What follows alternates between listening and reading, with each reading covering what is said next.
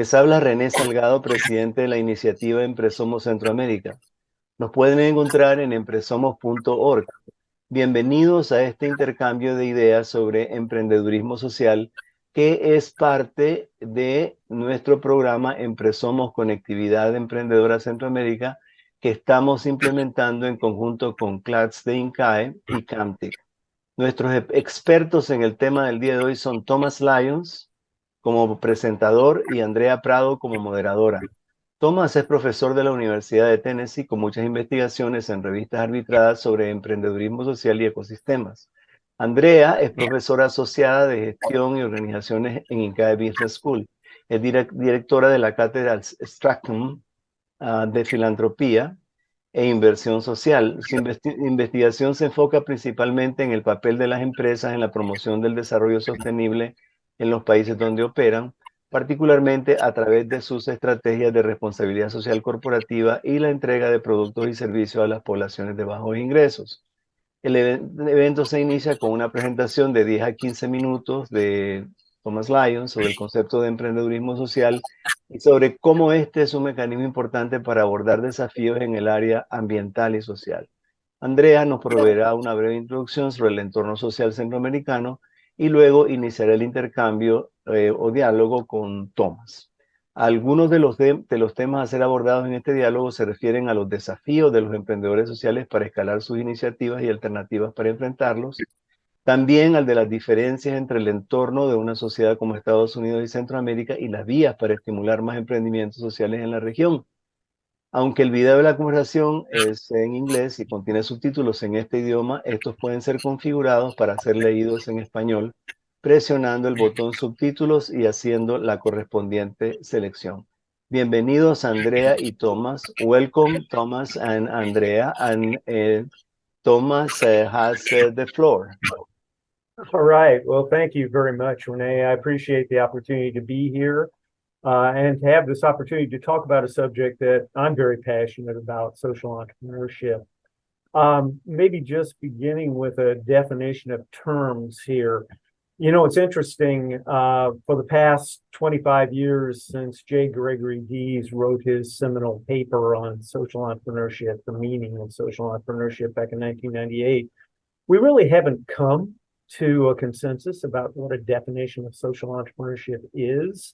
I don't think that's necessarily a bad thing, though. I think that reflects the enthusiasm that people from a variety of fields, disciplines, countries and cultures around the world, how they feel about social entrepreneurship and participating in it. And so they bring their unique perspectives to this. That may make it hard to come up with a consensus about a definition, but it makes for a richer understanding of the possibilities for this field. Having said that, though, I will make an attempt to define social entrepreneurship, and again, acknowledging that this is probably colored by my own perspective. I'm coming from a business perspective here.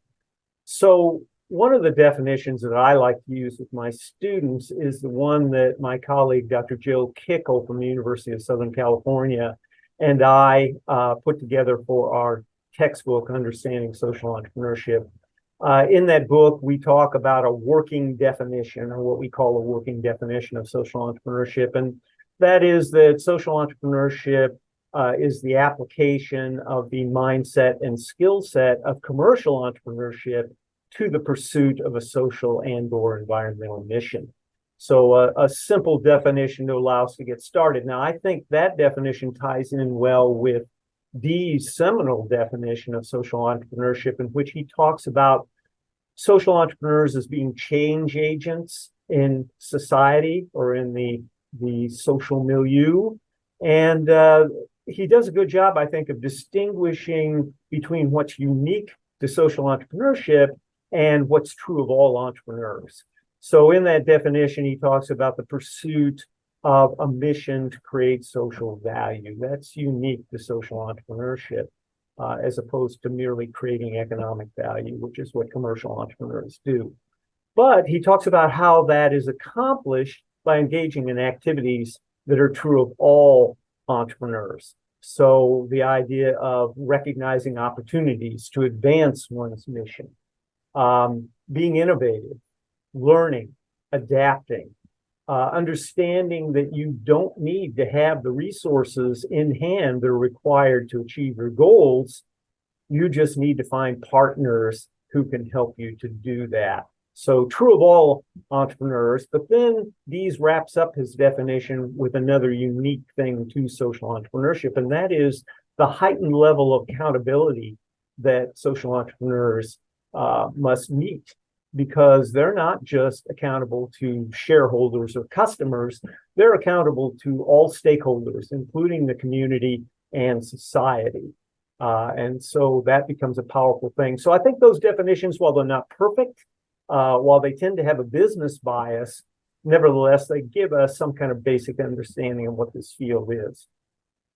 Now, I've also been asked to talk a little bit about why social entrepreneurship is a unique and successful, I would say, tool for addressing social and environmental wicked problems. And when I say wicked problems, I'm talking about problems that are not only difficult to solve, but it's hard to find good data about them. It's also hard to get any consensus as to how they should be solved. I mean, we can agree that we have problems, but then the agreement ends when people have to start bickering about how they should solve them.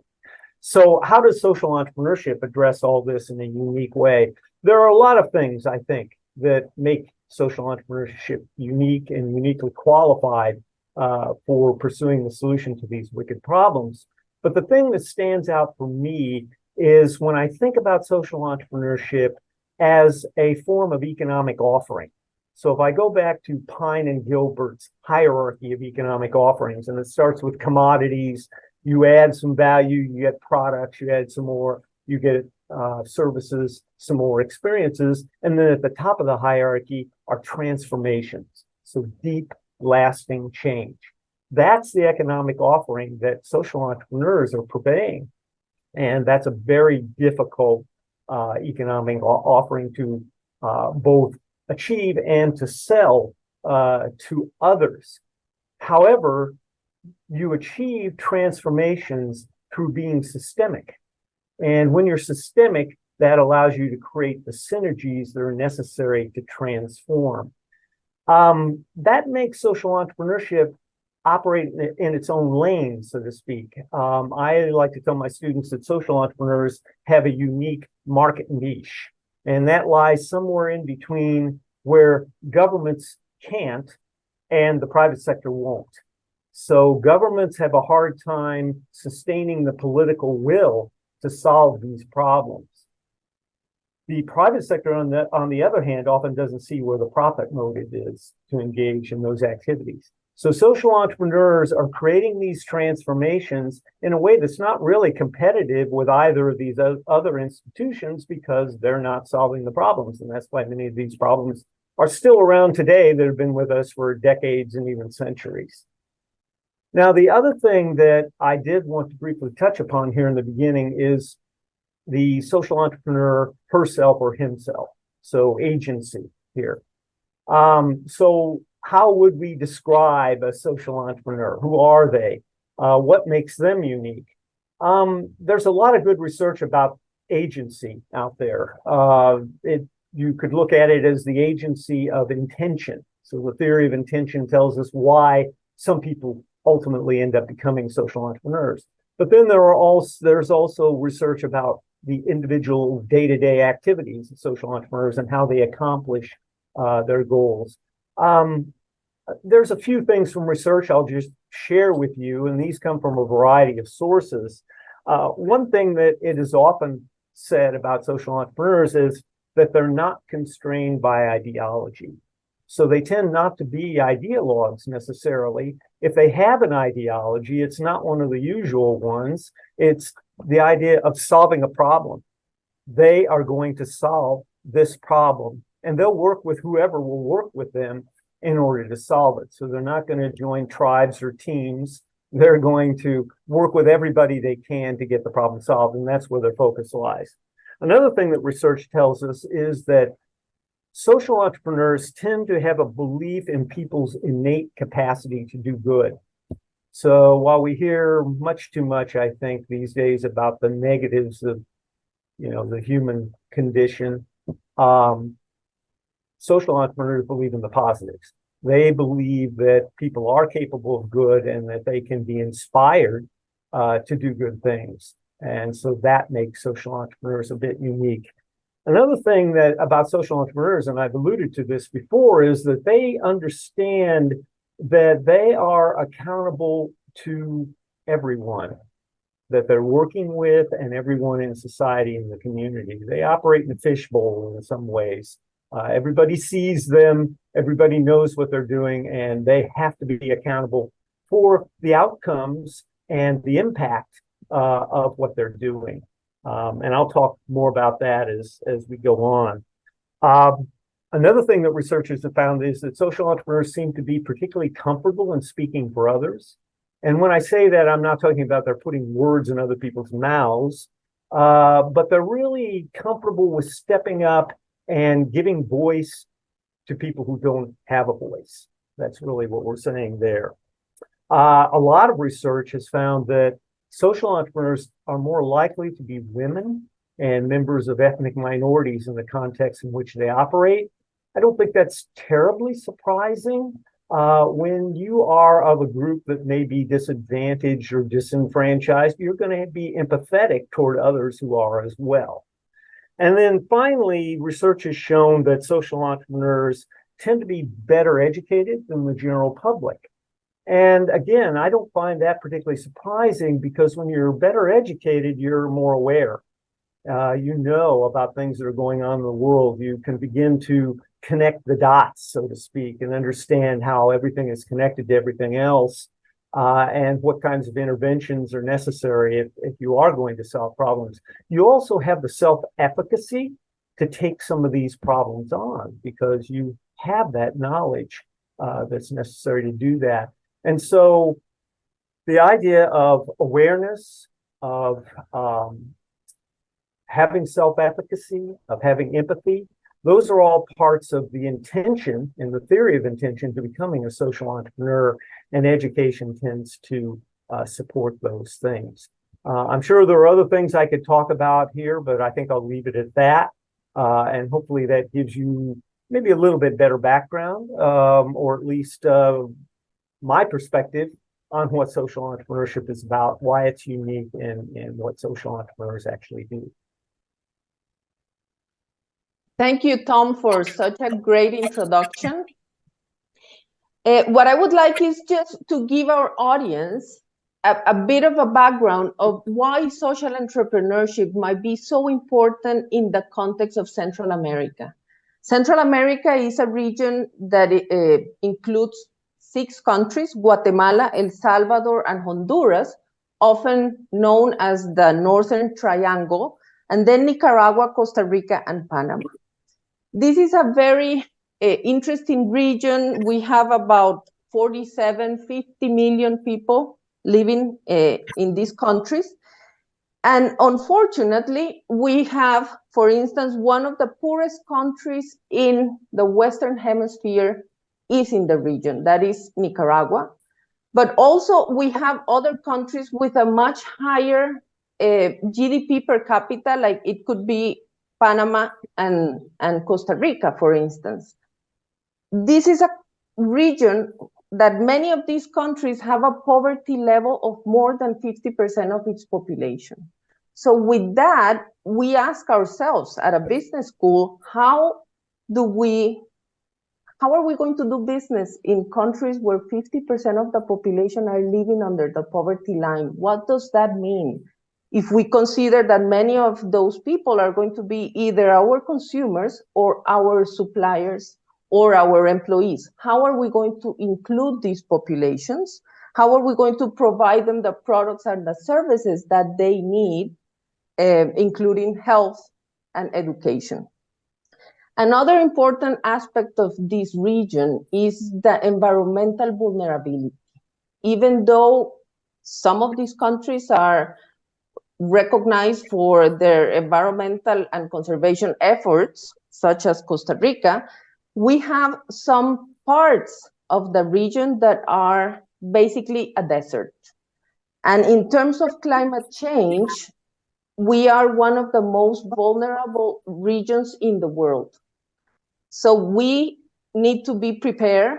We are going to be taking a lot of the droughts and the rain and the flooding in this region is going to be very, very intense.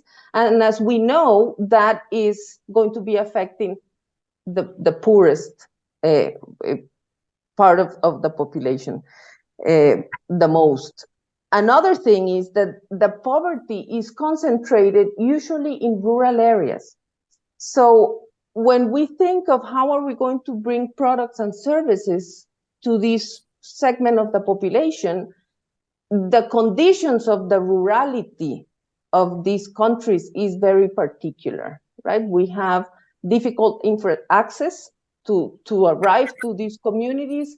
We have a lack of education or health services there. And then there is a green space for social entrepreneurs to hopefully prosper or at least address some of these issues, contributing to the role that governments are doing. Sometimes governments are honestly doing limited efforts towards solving these problems. So that is where the space for social entrepreneurs actually is. And I think with that introduction, now we can talk a little bit more about social entrepreneurs in this specific context. So we can start by maybe asking Tom, we know many social entrepreneurs. Some of them work in specific communities and they are developing great projects for those communities.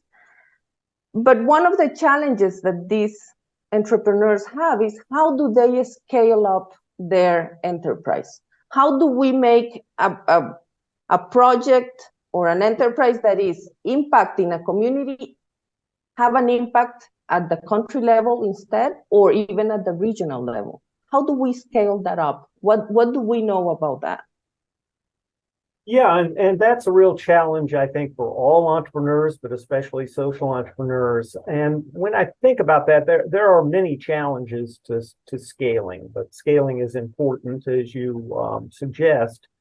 I would lump a lot of those challenges to scaling, though, under the heading of not being properly prepared to scale. There are things that you can put into place, scaling capacities, as some people have called them. LaFrance, for example, and his colleagues have written a good report on this subject. What are the scaling capacities that need to be in place in order to successfully scale? So I thought I'd just talk briefly about those capacities, both in terms of the challenge they represent, but also in terms of a potential solution to each of those challenges. So one of the scaling capacities has to do with mission and how important it is to have a clear mission. Social entrepreneurs all have missions, but some of them are clearer than others. You've got to be able to communicate those. If you want to scale, if you want to attract investment from others, philanthropists, impact investors, whoever they may be, you need to be able to clearly express your mission. Also, if you want to grow your organization, that mission needs to be clear to the members of that organizational team. There has to be the bonding social capital that's built among that team. And a big part of that is everybody being able to rally around the mission. If it's not clear, they can't do that. Another challenge has to do with having the appropriate organizational or legal structure. I like to tell my students, because they typically come into my courses thinking that all social ventures are nonprofits. And what I'll say to them is that legal structure does not define social entrepreneurship. The legal structure is a tool, right? And you can choose what tool you want and need for whatever job you have to do. So yes, there are nonprofits. Yes, there are for-profits. And there are a variety of hybrids of those two things that are available to social entrepreneurs.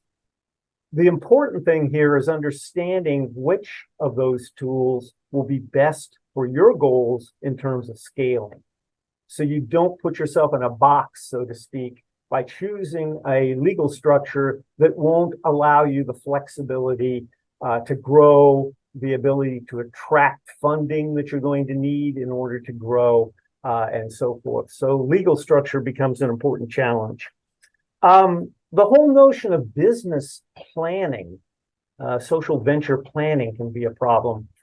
We're learning more and more in the entrepreneurship world how futile it is to try to create grand plans and try to predict the future when we operate in a world that's uncertain.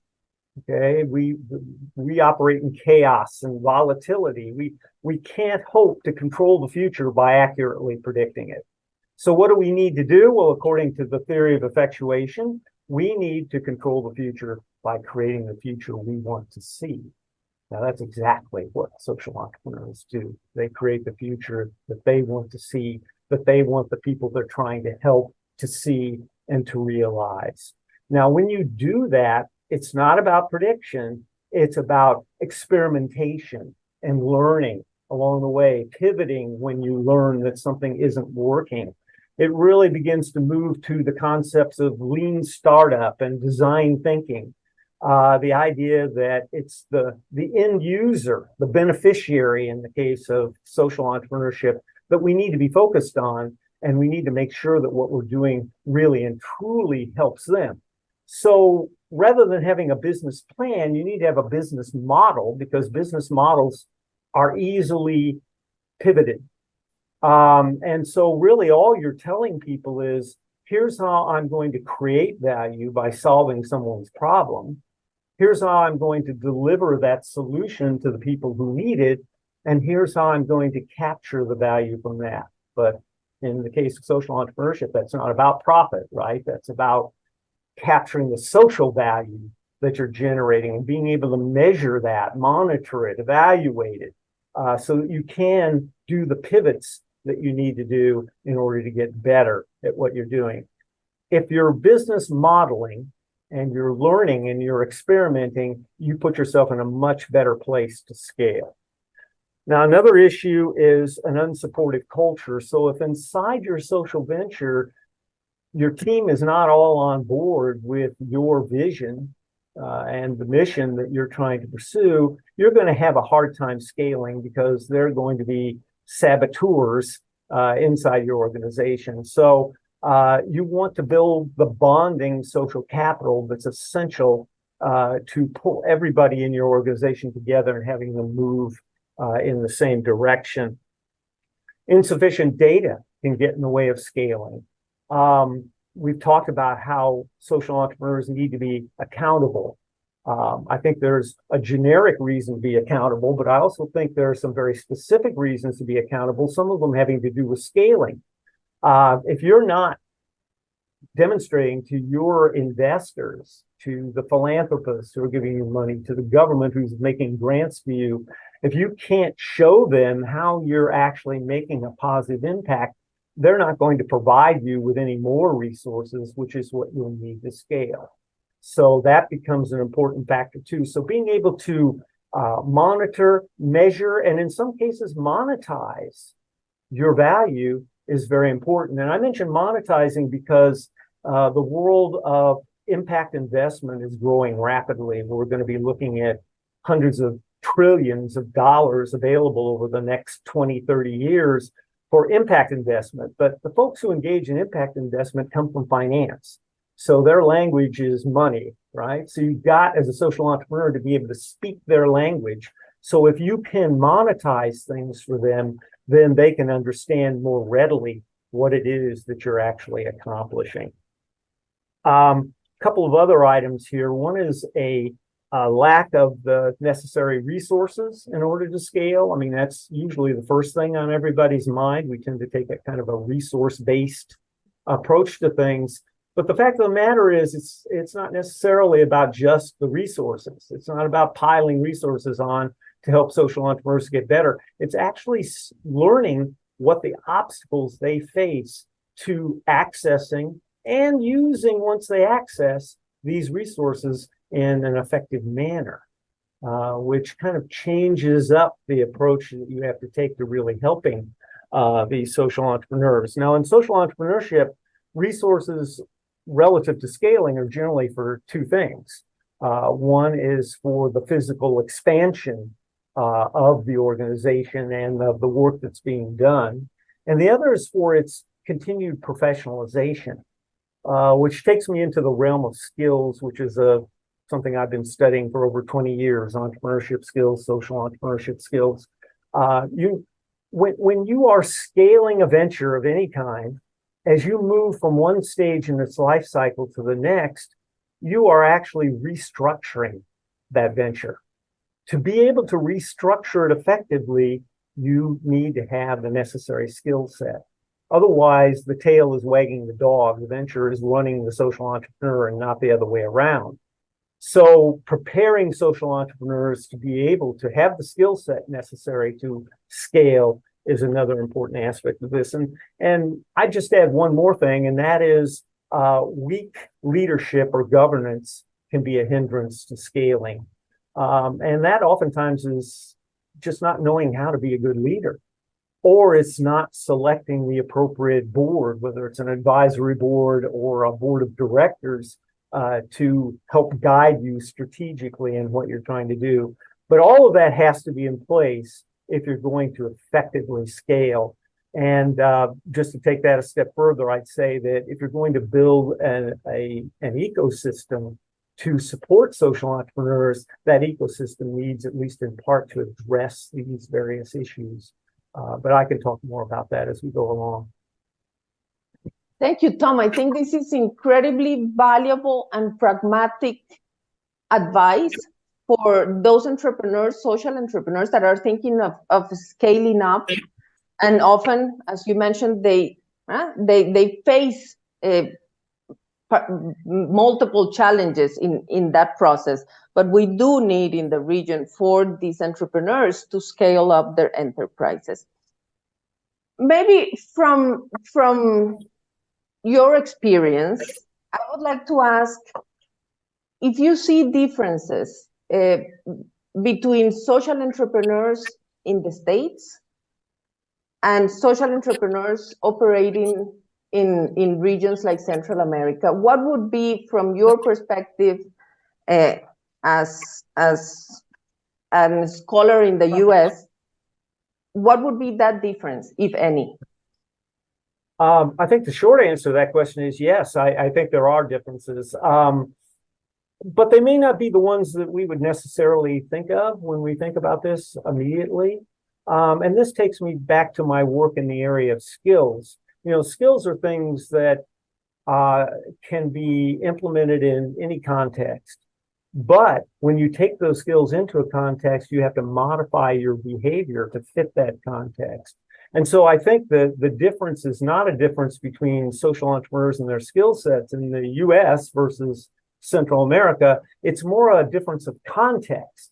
And you've talked a little bit about the Central American context.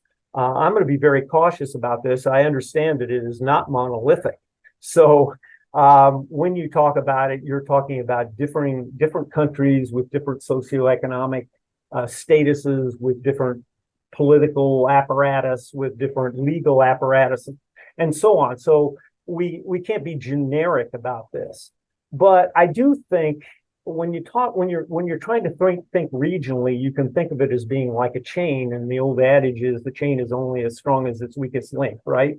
So you have these issues, at least in some of the countries of Central America, that truly make those countries what some people would call developing countries. And then that kind of takes me into the realm of, okay, so what are the challenges in developing countries to social entrepreneurship that social entrepreneurs may not necessarily face in more developed economies? I think as I listen to you and I think about what I've learned about countries or contexts, if you will, in Africa and Southeast Asia and other places like that, where the economies are developing, there are some things that stand out. And one of them is one that you mentioned, Andrea, and that's the idea of extreme poverty. That makes it very difficult for social entrepreneurs to do a number of things. It may limit them in how they approach or what kind of choices for the tools that they can employ. I'm thinking back to what I said about legal structure, for example. When you're in an area that's very poor, it's unlikely that the social entrepreneur is going to be able to use techniques that generate earned income. You're probably going to have to rely more on philanthropy, and maybe a nonprofit or an NGO structure is the best structure for that kind of context. I don't want to limit the imagination, because one of the wonderful things about social entrepreneurship is how imaginative the social entrepreneurs are. They're always coming up with new ways to overcome the challenges that they face. But I do think there are some very pragmatic limitations that you face. Other challenges I think you find in a developing economy have to do with human capital, a lack of the complete human capability that you probably need, the leadership capability. And that's not to say that people aren't intelligent, they are, but they just don't have the same access to educational, training, and other human development resources that they're going to need. And getting back to scaling, that's going to happen on a large scale, because you've got a lot of people that you need to address if you're going to make lasting change, if you're truly going to transform what's going on in that particular context. What you often find in developing economies is the dominance of informal institutions. So they tend to rely more on trust, collective norms, habits, customs, those kinds of things. And that's not all bad. I think when you're a social entrepreneur in that kind of environment, you have to adapt to that, right? Your strategies and your tactics have to recognize that that's the case.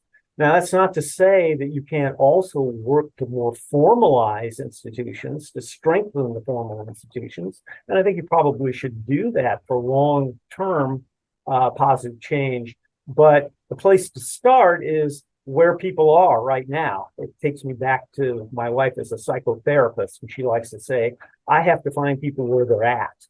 So finding people where they are is an important aspect of that. And I think these informal institutions need to be leveraged as well as thinking about how to make things more formal. The other thing that I would notice in a developing economy is the dominance of the informal economy. So talking about things like mutual self-help, street trading, those kinds of things tend to go on there, more so than having a strong banking system necessarily, or some of the other things that we take for granted in countries like the United States. So I think these are the kinds of challenges that social entrepreneurs need to not only address, but also to accommodate their styles, to accommodate what they're going to do. Recognize that this is the way it is, and I can accomplish good things by leveraging this in appropriate ways. And I think that begins to affect how you might think about an ecosystem for Central America. And if I may, I'll just kind of jump into some of those thoughts, because I think they flow. Go ahead. Yes. To the things that I'm saying. So I think first and foremost, when you think about ecosystems, the phrase that comes to mind is context matters, because it really does matter. And if you're going to ignore the context, you're going to end up like some of these large international aid organizations that don't succeed in solving their problems because they're not admitting the context, and they're not working with people directly in the context in the way that they should. And I'm not saying anything that many social entrepreneurs have not said. You hear it all the time from them, their frustration with some of the international aid organizations who will not get down in the dirt, so to speak, and really work with people. So what does that mean for an ecosystem in a region like Central America? I think that ecosystem needs to do some of the things that I was talking about. So developing human capital is important. Developing leadership capital as part of that. And doing that in a way that is what some people call mass customization. No two people learn the same way. And you have to tailor your human development activities to fit individuals. But if you don't have a way to make that mass customization, then you're not going to be able to scale to the level to really make change. So it's a matter of being able to work with every individual, but being able to do that on a wider scale. And I've been doing some writing and some experimentation in that area in my work in skills, and have actually developed a tool that allows you to mass customize entrepreneurship and social entrepreneurship skill development. I think it's those kinds of things that we're going to need to see more of in an ecosystem like the one that Central America might envision in order to get at some of the challenges that they're facing. Any of this work that works with stakeholders to develop skills, to help them accomplish things, has to engage the stakeholder in their own development. There are a lot of wonderful models out there for social entrepreneurs who've engaged the people they're working with in their own learning. So you're not coming to them and saying, here's what I'm going to do for you. You're coming and saying, here's how I can help you to accomplish your goals. And that works much more effectively. And I think any ecosystem that wants to encourage social entrepreneurship or any kind of entrepreneurship needs to take that kind of approach. We're here to create the bridging social capital that will help you to be successful, to make the connections that ultimately create a system that builds synergies that can transform. Another thing when I think about this is emphasizing philanthropy and as many possible sources of philanthropy as can be found. I know that many countries are not as fortunate as the United States in terms of having foundations and being able to get foundation grants. That has to be substituted with private donations or perhaps corporate grants, government grants. But you might also think about non-traditional sources of philanthropy, things like crowdfunding, and working those, pitch competitions for social entrepreneurs that pay cash prizes that allow them to develop the seed money they need to get going. That's becoming a popular way of doing that as well. I think building stronger formal institutions needs to be a focus, stronger legal system, stronger governments, etc., while not ignoring the fact that you have these informal institutions and they are going to continue to exist to some extent, and they need to be acknowledged and built into the ecosystem as well. I think the same could be said about a stronger formal economy. And then the one other thing I want to mention here with regard to an ecosystem is something that's been of interest to me for almost the entire time that I've studied entrepreneurship of any kind, and that is the entrepreneurship support organizations that exist in your ecosystem. I would call them in a social entrepreneurship ecosystem, I would call them social entrepreneurship support organizations, or SESOs. Doing an accounting of what's currently in place is really important place to start. So mapping the ecosystem as it is now, but then being able to take that and say, okay, we have these gaps in our ecosystem. We're going to need to be the ones to create the new SESOs to fill those gaps.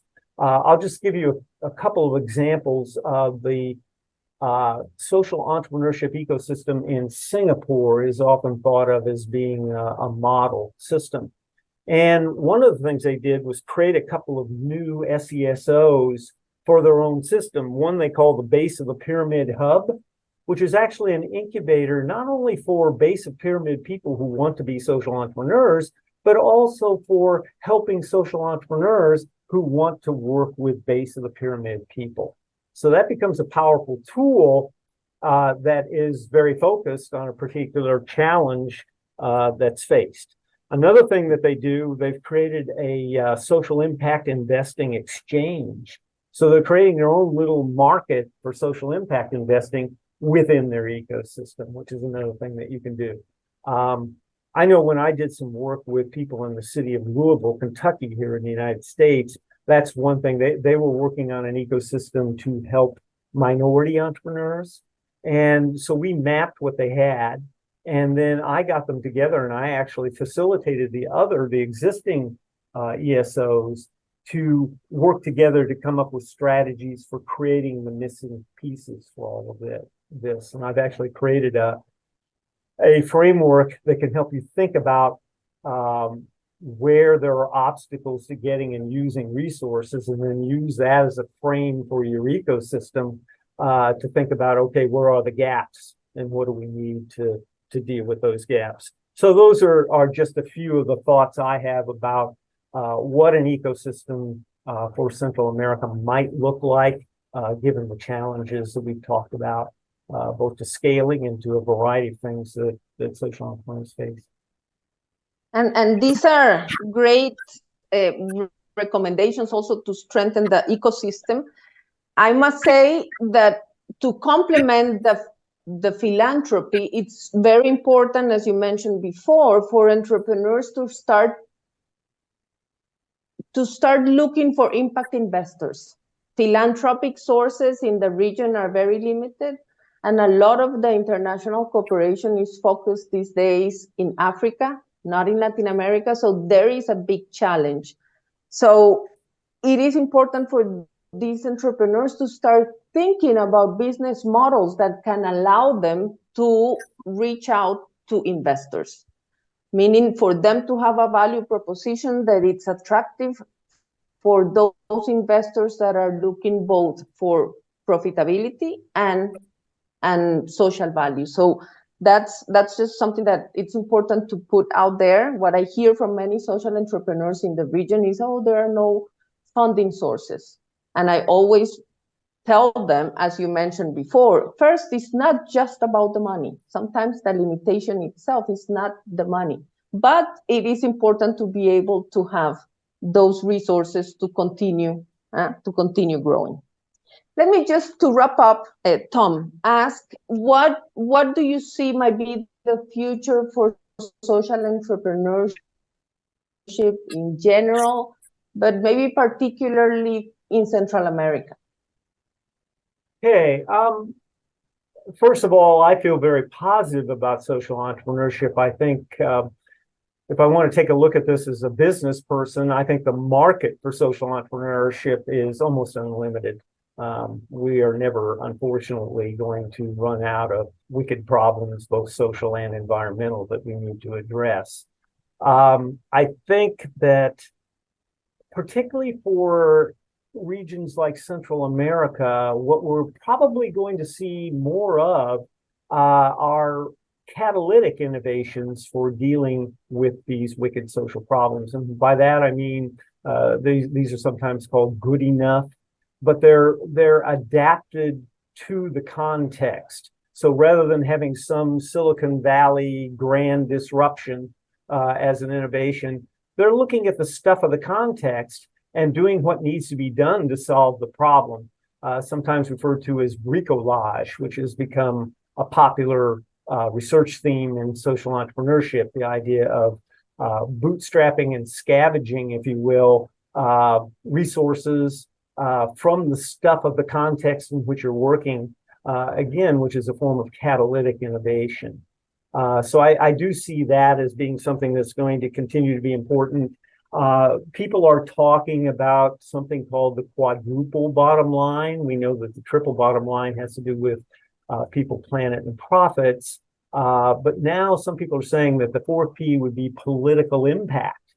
And this is a recognition of the fact that social entrepreneurs still have to operate in a political environment. And while they may not be ideologues, they've got to figure out how to bring the government along. So understanding the politics and embracing working with government, because government has jurisdiction, for example, where social entrepreneurs don't. So making them partners, part of this ecosystem, I think is going to be incredibly important, and probably is the fourth P in the quadruple bottom line. Another thing that I think is going to be really important, this goes back to the idea of human development, is social entrepreneurship education, the kinds of things that you're doing, Andrea, in Costa Rica. Reaching out to young people, helping them to understand the value and the possibilities of social entrepreneurship, how it could be an exciting career, whether they're starting their own social venture or working inside a larger organization and doing creative and innovative things to better society. That kind of education is growing. I know that from my own experience that generations Y and Z are very invested in wanting to do things that have meaning and wanting to make a difference, as they like to say, in society. And I think that's something that we as educators should take advantage of. After all, they're changing the markets. One of the things that I'm seeing is a continued blurring between what's come to be called corporate social entrepreneurship and corporate social responsibility. More corporations are getting into corporate social entrepreneurship. And why is that? Well, it's because a huge percentage of the market is telling them that they're only going to do business with companies that are responsible, both socially and environmentally. And that's enormous. That's driven by the market. We don't need somebody to intervene and say, thou shalt do this. These companies are saying, oh, if I want to survive, I'd better do this. So I think that's exciting. And I think that's another possibility that we can leverage. I think we need to see more of what some people have called, myself included, intersectoral partnerships, which is about government, nonprofit, and private sectors working together, whether it's on a project-to-project basis, a program-to-program basis, working together to accomplish these things. Again, the transformations that we're trying to seek are not going to happen by engaging in one-off transactions. They've got to be this social capital building effort that runs throughout the ecosystem. And so all players are important players to this process. Again, I just repeat that I think it's going to be increasingly important that we engage in human development activities and that we are able to mass customize this, that we're able to work in a way that's useful to the individual, but do that for many individuals at the same time. I think it's really the only way that we will transform. And then finally, something that's interesting to me, I've been involved in this here recently. We're seeing the rise of something that people are calling social entrepreneurship ecosystems, or SEEs. These are ecosystems that are focused on creating social entrepreneurs, on developing them, on scaling up the number of them. And I think that's fascinating. The research is young. I've done a couple of pieces. One is a journal article that's already out there. The other is a book chapter that's being reviewed now, and hopefully will be out there within the next year. But we're starting to learn more and more about how do you build a purpose-built ecosystem for social entrepreneurs, because there are some differences that need to be addressed. I worry a little bit when people talk about how, well, you can just develop your social entrepreneurs alongside your commercial entrepreneurs within the same ecosystem. I don't think you can do that unless there is some specialization. So it'll be interesting to see how that whole field emerges.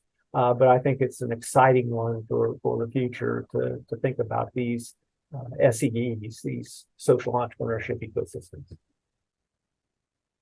Tom, this has been an extremely stimulating conversation conversation. I have learned a lot from you too. A lot of this actually applies, and what you have said is very relevant for the region. For instance, this P that you mentioned. In this region, with the political instability and the political unrest in many of the countries, thinking about how are we going to work with governments, it's extremely important. Governments change constantly. Some of them are not very supportive of and entrepreneurs in general, but they are a way for entrepreneurs to actually scale up their enterprises in many cases. You have said that P is something that we are bringing into the conversation, because for the region, it really, we cannot leave that P outside. So from my part, thank you very much for taking your time to join us in this conversation today. Thank you. I've enjoyed it. Hey, thank you so very much, Tom. And thank you very much, Andrea. This has been an inspiring, enthusiastic conversation in the area of social entrepreneurship. I have only one question for you, Tom. Now that you mentioned the importance of the social entrepreneurship ecosystem, one of the things that I have heard, or heard, complaints, not complaints, but if you pinpointing about the preferences of foundations in the U.S. When vis-a-vis Central America tend to be like in sort of the traditional philanthropic approach of giving the fish, so to speak. Okay, mm-hmm. So is there any way, this new research that in which you are engaged in may somehow modify, introduce changes in the culture, in the philanthropic culture of these foundations when they deal with Central America?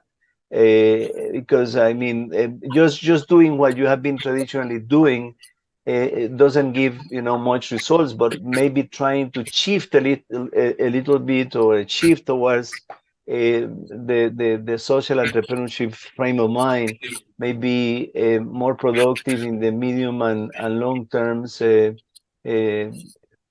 everyone. Yes, I would agree, and I certainly hope that the work that we are doing, that I'm doing, others are doing, will help that situation. I've long been concerned about how foundations go about doing their business.